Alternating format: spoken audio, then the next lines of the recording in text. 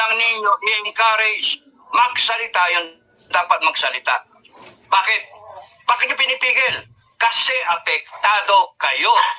Pagka si Bongbong Marcos ay napatunayan, whether on an honest to goodness na drug test na ginusto ng tao, kasi pag kayo natanggal sa pwesto, ako mismo sasabihin ko magpa-drug test yan.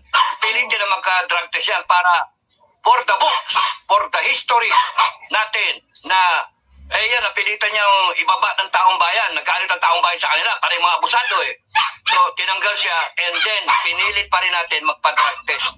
Huwag kayong, hindi pwedeng paalisin na lang yan na walang drug test. Pa-drug test natin para mailagay sa mga history book, sa mga, para sa future generation ng Pilipino. Hindi pwede ang presidenteng banga.